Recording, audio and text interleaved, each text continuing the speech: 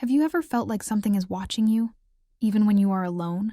Imagine walking down a quiet street and suddenly you feel a cold chill on your neck. What if I told you there is a real village in America where these feelings never go away?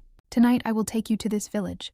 This is not just a story. These are 3 true horror stories from America's most haunted village. These stories are real. They happen to real people. And after you hear them, you might never want to visit a small village at night again. So turn off your lights, get comfortable, and listen closely, because these stories will stay with you long after the video ends. Let's begin. Story 1. The Whispering Schoolhouse. At the very edge of the village, hidden behind old trees and thick fog, stands a small, broken-down building. It's the old schoolhouse.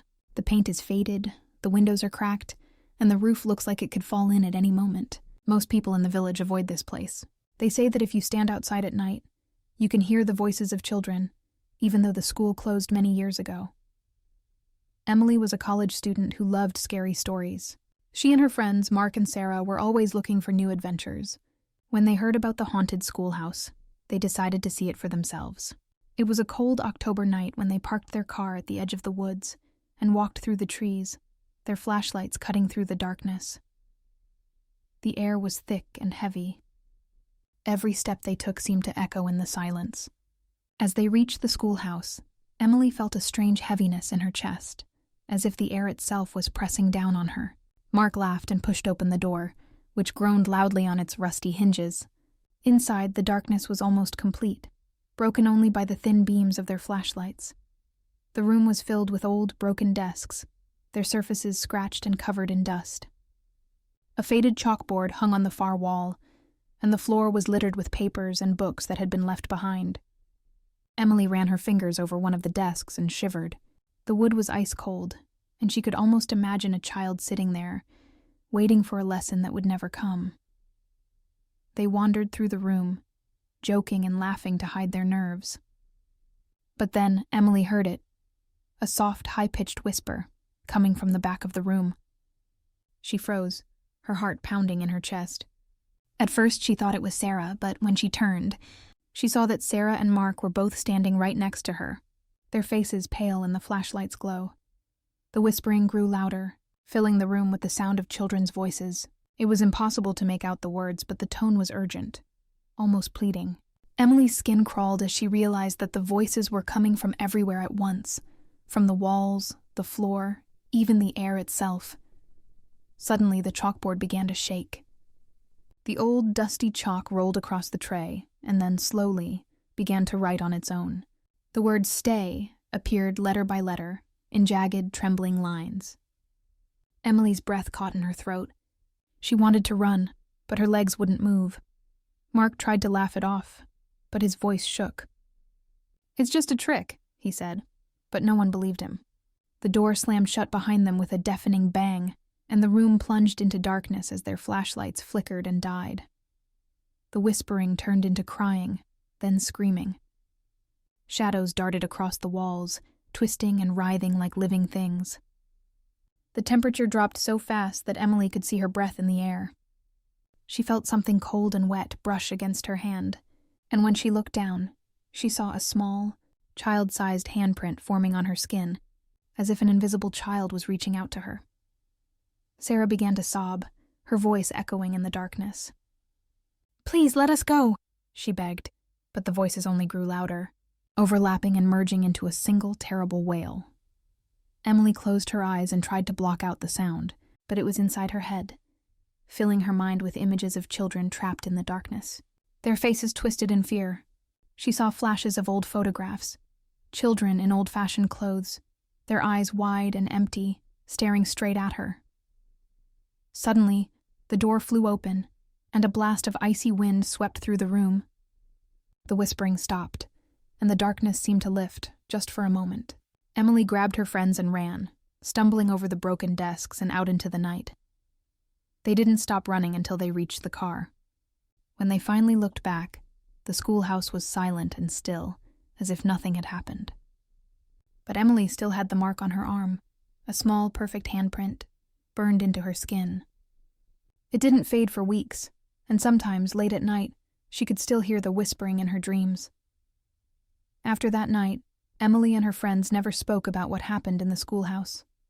But the villagers say that if you go there after dark, you'll hear the children whispering, begging you to stay with them forever. And if you listen too closely, you might never leave. But the story of the schoolhouse doesn't end there. Over the years, other people have tried to spend the night inside. Some say they saw the ghostly shapes of children sitting at the desks, their faces pale and their eyes empty. Others say they heard the sound of a teacher's voice, calling out names that no one remembers. A few people have even claimed to see a woman in an old-fashioned dress, standing at the front of the room, her face hidden in shadow. One man, a local named Tom, tried to prove the stories were fake. He brought a sleeping bag and a camera, planning to spend the whole night inside. He set up his camera and started recording. For the first hour, nothing happened. But then the temperature dropped and the air grew thick. Tom heard the sound of children laughing, then crying. He saw the chalkboard move and the word "stay" appeared again. He tried to leave, but the door wouldn't open. He said he felt hands grabbing at his clothes, pulling him back. When he finally escaped, his camera was gone, and he had scratches all over his arms and legs. Tom never went back to the schoolhouse. He moved away from the village a few months later. But sometimes, when the wind is just right, people say you can still hear the sound of children's voices drifting through the trees. The schoolhouse stands empty now, but its secrets are still alive. And if you ever find yourself near the edge of the village, you might want to keep walking, because some places are better left alone, but there's more. Years ago, a teacher named Miss Carter worked at the schoolhouse. She was kind, but she had a sad look in her eyes. One winter, a terrible sickness spread through the village. Many children got sick, and some never came back to school. Miss Carter stayed late every night, writing letters to the parents and cleaning the classroom. One night, she never came home. Her family searched everywhere, but she was gone. Some people say her spirit is still in the schoolhouse, watching over the children who never left. A few years ago, a group of teenagers dared each other to spend the night in the schoolhouse. They brought snacks, flashlights, and even a Ouija board. At first, they laughed and told jokes, but as the night went on, the room got colder. The Ouija board spelled out the word "help." One of the boys felt something pull his hair. Another girl said she saw a face in the window, even though they were on the second floor. By morning, they all ran out, pale and shaking. They never spoke about what happened, but one of them moved away and never came back. The schoolhouse is still there, waiting. Some nights, if you walk by, you might see a light in the window or hear the sound of children singing an old song. But if you stop and listen, you might hear them whisper your name. Story 2. The Shadow in the Church. In the very heart of the village stands an old church.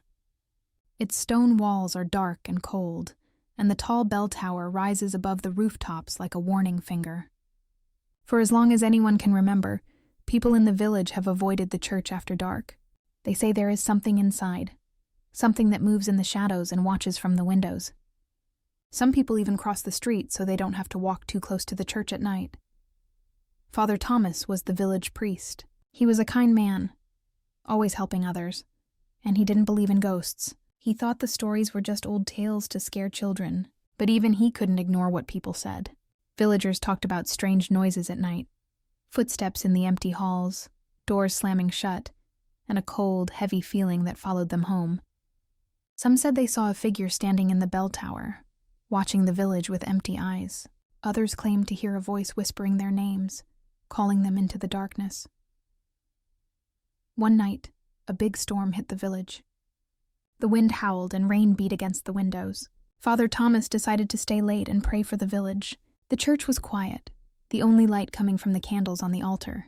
He knelt in the front pew, his hands folded in prayer. The silence was deep and heavy. Suddenly, he felt a chill run down his back. He heard footsteps, slow, dragging footsteps, coming down the aisle behind him. He turned, but the church was empty.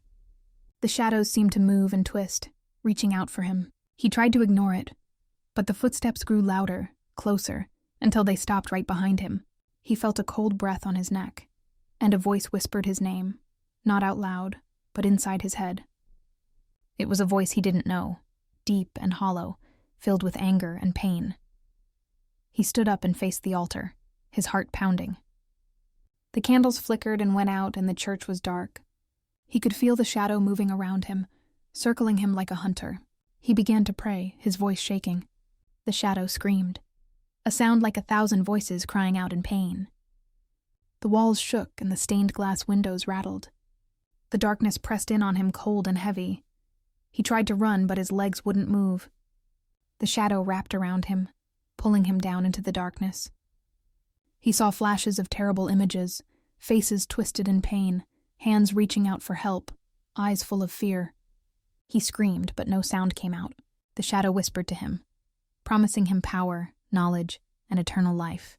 All he had to do was stay. He fought with everything he had, saying prayers and calling on his faith. The shadow shrieked and pulled back, but it didn't let go. It pressed closer, filling his mind with darkness and sadness. Finally, with one last burst of strength, he shouted a prayer as loud as he could. The shadow screamed and vanished, leaving him alone in the darkness. When the villagers found him the next morning, he was lying on the floor, his hair turned white, his eyes wide with fear. He never spoke again, and he never went back to the church. After that night, the church was closed. The doors were locked, and the bell never rang again. But sometimes, late at night, people say they see a shadow moving in the windows and hear a voice whispering from the darkness. No one knows what the shadow wants or where it came from, but everyone agrees on one thing. Whatever it is, it's still there, waiting for someone brave or foolish, enough to enter the church after dark. But the story of the church doesn't end there. Over the years, other people have had strange things happen inside. Some say they saw the shadow moving along the walls, changing shape and size. Others say they felt a cold hand touch their shoulder, or heard their name whispered in the darkness. One woman, Mrs. Green, went into the church to light a candle for her late husband. She said she felt a cold wind blow through the room, even though all the windows were closed. She heard the sound of footsteps behind her, and when she turned, she saw a dark figure standing in the doorway. The figure didn't move or speak. It just watched her with empty eyes. Mrs. Green ran out of the church and never went back. Another man, a traveler passing through the village, decided to spend the night in the church. He said he heard voices all night long, some angry, some sad, some begging for help. He saw the shadow moving in the corners of the room, always just out of sight. In the morning, he found scratches on his arms and legs, as if something had tried to grab him in his sleep. There was also a story about a group of kids who snuck into the church one night. They wanted to ring the old bell for fun. As soon as they pulled the rope, the bell made a strange, broken sound. The air turned cold, and the shadows in the church grew longer. One of the kids said he saw a face in the darkness, staring at him with empty eyes.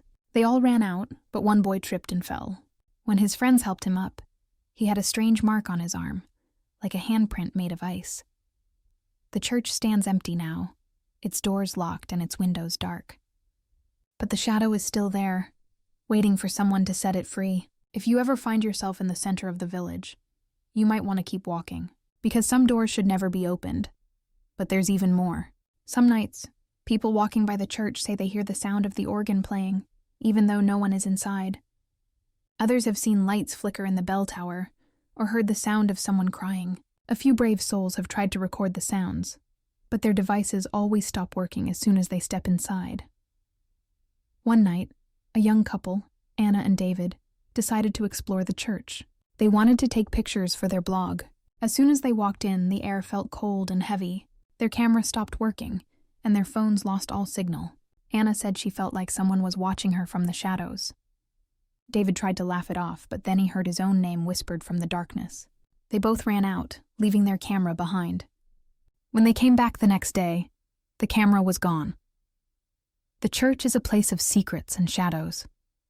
Some say the shadow inside is the spirit of a priest who did something terrible long ago. Others think it is something much older, something that has always been there, waiting in the dark. Whatever it is still there, watching, waiting, and whispering. If you ever walk past the church at night, don't look in the windows. And if you hear your name whispered from the darkness, keep walking, because once the shadow finds you, it never lets go. Story 3. The House That Breathes. At the far end of the village, hidden behind thick bushes and tall trees, stands a house that no one dares to enter. The locals call it the house that breathes.